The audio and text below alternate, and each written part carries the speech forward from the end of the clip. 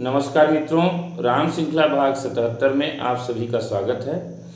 मित्रों, पिछले अंक में हमने देखा किस तरह हनुमान जी समुद्र को पार करके सभी चुनौतियों को रौंदते हुए लंका में प्रवेश कर जाते हैं और वे वहां पहुंचकर माता सीता का पता लगाने का प्रयास करते हैं। चारों ओर घूमकर वह देखते हैं कि कहाँ पे माता सीता हैं और ऐसे ढूंढते ढूंढते उन्हें एक सुंदर महल दिखाई पड़ता है जिसमें भगवान का भी एक मंदिर अलग से बना हुआ था और जिस पर धनुष बाण के चिन्ह अंकित थे, जो प्रभु श्री राम के मंदिर होने का ही संकेत दे रहा था।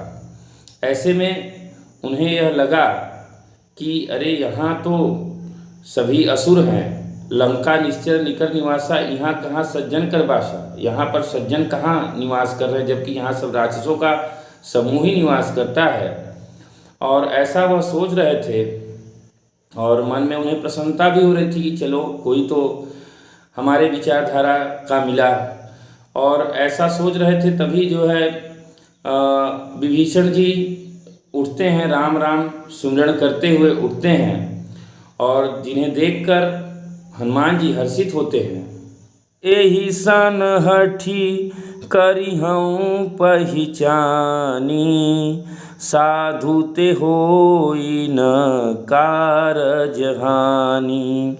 इनसे हट करके अर्थात अपनी ओर से ही परिचय करूँगा, क्योंकि साधु से कार्य की हानि नहीं होती, प्रत्युत लाभ ही होता है। ब्राह्मण रूप धरकर हनुमान जी ने उन्हें पुकारा। सुनते ही विभीषण जी उठकर वहां आए, प्रणाम करके कुशल पूछी और कहा कि हे ब्राह्मण देव, अपनी कथा समझाकर कहिए कि तुम हरि दासन मह कोई, मोरे हृदय प्रीति अति होई। कि तुम राम दीन अनुरागी, आयहु मोहि करन बड़ भागी। क्या आप हरि भक्तों में से कोई हैं? क्योंकि आपको देखकर मेरे हृदय में अत्यंत प्रेम उमड़ रहा है। अथवा क्या आप दीनों से प्रेम करने वाले स्वयं श्री राम जी ही हैं, जो मुझे बड़भागी बनाने आए हैं? तब हनुमान जी ने श्री रामचंद्र जी की सारी कथा कहकर अपना नाम बताया। सुनते ही दोनों के शरीर पुलकित हो गए और श्री राम जी के गुण समूहों का स्मरण करके दोनों के मन में प्रेम और आनंद में मग्न हो गए। विभीषण जी ने कहा, सुनहु पवन सुत रहनी हमारी, जिमि दस नहीं महु जीव बिचारी। हे पवन सुत, मेरी रहनी सुनो, मैं यहाँ वैसे ही रहता हूँ जैसे दांतों के बीच में बेचारी जीव। हे तात, मुझे अनाथ जानकर सूर्य कुल के नाथ श्री रामचंद्र जी क्या कभी मुझ पर कृपा करेंगे?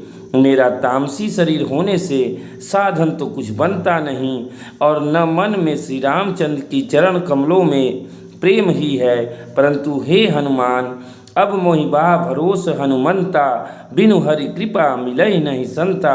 अब मुझे विश्वास हो गया कि श्री राम जी की मुझ पर कृपा है, क्योंकि हरि की कृपा के बिना संत नहीं मिलते।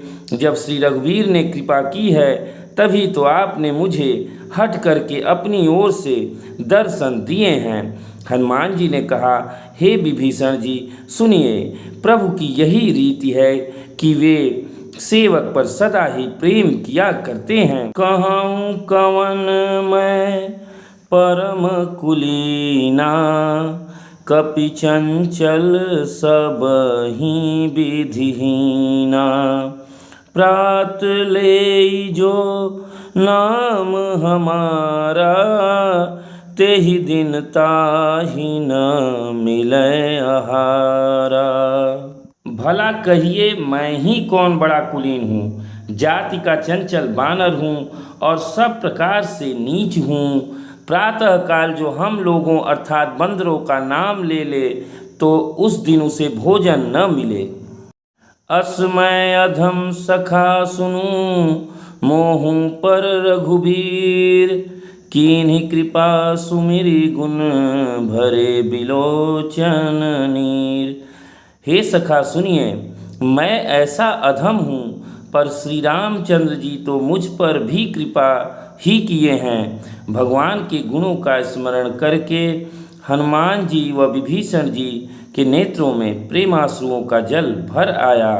जानता हूँ अस स्वामी बिसारी, फिरहि ते काहे न होहि दुखारी।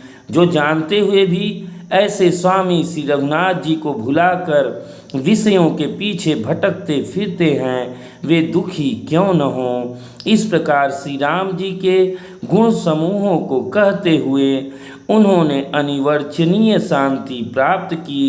फिर विभीषण जी ने श्री राम जी के बारे में और बातें करते हुए हनुमान जी को श्री जानकी जी की जिस प्रकार लंका में रहनी थी वह सब कथा कह बताई। उसके बाद उन्होंने हनुमान जी के जिज्ञासा पर बताया कि जानकी जी कहाँ हैं। विभीषण जी ने माता के दर्शन की सब युक्तियाँ कह सुनाई। तब हनुमान जी विदा लेकर चले।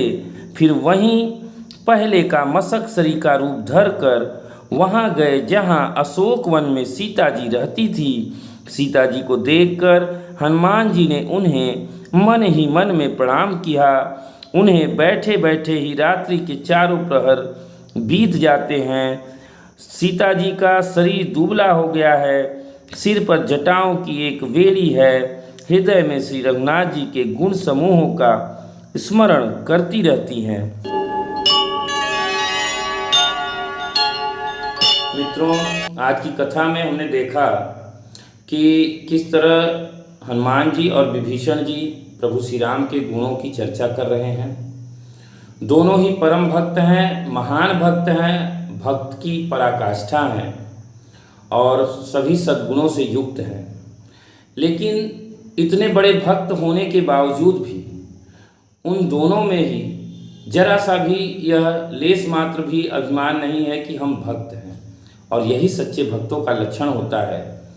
इतने पर भी देखिए, विभीषण जी जबकि दिन रात राम राम सिमरण करते हैं और राम जी के सच्चे परम भक्त हैं, लेकिन तब भी वह हनुमान जी से अपने बारे में यह कह रहे हैं कि तामस तनुकच साधन नाही, प्रीत न पद सरोज मन माही। इसका मतलब है कि मेरा तामसी शरीर होने से साधन तो कुछ बनता नहीं और न ही श्री राम जी के चरण कमलों में प्रेम है। देखिए कितनी सरलता है। इतने बड़े भक्त हैं, दिन रात सुमिरन कर रहे हैं, प्रभु का दिन रात गुणगान कर रहे हैं और कह रहे हैं मेरा कोई साधन नहीं हो पा रहा है और मैं उनके चरणों में कोई प्रीत नहीं रख पा रहा हूँ। यही भक्तों का, सच्चे भक्तों का लक्षण है कि वह कितनी भी भक्ति करें, कितनी भी पूजा करें, लेकिन वह हमेशा कहते हैं कुछ नहीं हो पा रहा है। और हम आप ऐसे हैं कि जरा सा भी अगर थोड़ा सा कुछ कर रहे हैं तो वह प्रदर्शन जरूर करना चाहेंगे, लोगों को दिखाना जताना जरूर चाहेंगे कि हम बड़े धार्मिक हैं, बड़े भक्त हैं। तो मित्रों, हमें इन सब से बचना चाहिए। सच्चे भक्त वही होते हैं जो अपनी भक्ति को छिपा के रखते हैं और लोगों के सामने प्रदर्शन की वस्तु नहीं बनाते। और इस पर भी हनुमान जी तो उनसे भी आगे चलकर कहते हैं, जबकि वह परम भक्त हैं। हनुमान जी जैसा भक्त प्रभु श्री राम का न भूतो न भविष्यतो न कोई हुआ है न होगा। वो कहते हैं, कहूँ कवन मैं परम कुलीना, कपि चंचल सबही विधिहीना, प्रात ले जो नाम हमारा, तेहि दिन ताहि न मिले आहारा। मतलब कि तब से मैं ही कौन सा बड़ा कुलीन हूँ, बंदर जाति का हूँ, चंचल स्वभाव का हूँ, और हम बंदरों का तो नाम भी अगर कोई ले ले तो उस दिन उसे भोजन नहीं मिलता। मतलब वो उनसे भी गिरी हालत अपनी दिखा रहे हैं कि मैं तो और बड़ा उनका नास्तिक हूँ, भक्त नहीं हूँ, भक्ति नहीं कर पा रहा हूँ, और मैं ही कौन सा बहुत बड़ा श्रेष्ठ हूँ। असमय अधम सखा सुन मोहू पर रघुवीर, मैं तो अधम हूँ लेकिन मुझ पर रघुवीर की कृपा है, उनकी कृपा से ही सब कुछ हो पा रहा है। यही होता है सच्चे भक्तों का लक्षण। इतनी दैन्यता देखिए, असमय अधम सखा सुन मोहू पर रघुवीर, मतलब मैं इतना अधम, हनुमान जी जैसा ज्ञानी नाम अगण्यम सकल गुण निधानम वानराणाम धीसम रघुपत प्रिय भक्तम। हाँ, इतने बल बुद्धि के निधान, और कह रहे हैं कि अस्मय अधम सखा सुन। तो अपने को अधम बता रहे हैं जो कि ज्ञानियों में अग्रण्यम है, और हम आप इतने तुच्छ हैं कि जरा सा राम का नाम ले लिए, जरा सा कहीं दर्शन कर लिए तो सेल्फी खींच के जरूर भेज देंगे, 4 लोग को जरूर दिखाएं कि हमने दर्शन किया, हम पूजन किए। तो यह हमारी जो अज्ञानता है, यह हमें भगवान से दूर करती है। भगवान सब देख रहे हैं, वह हृदय में निवास करें, वो सब जान रहे हैं कि आप किस भाव से हैं, किस विचार से हैं। जाकी रही भावना जैसी, प्रभु मूरत देखी थी शशि। जैसे आप जिस भाव से भगवान को पूज रहे हैं, दिखाने के लिए, यश के लिए, कीर्ति के लिए, तो भगवान दे देंगे, ठीक है, तुम्हारा सम्मान बढ़ जाएगा, लोग तुम्हें धार्मिक जान लेंगे, लेकिन भगवान का प्रेम नहीं पाओगे। मित्रों, इन्हीं सब बातों के साथ मैं अपनी वाणी को विराम देता हूँ। फिर मिलेंगे अगले अंक में, तब तक आपसे आज्ञा लेता हूँ। नमस्कार, जय श्री राम।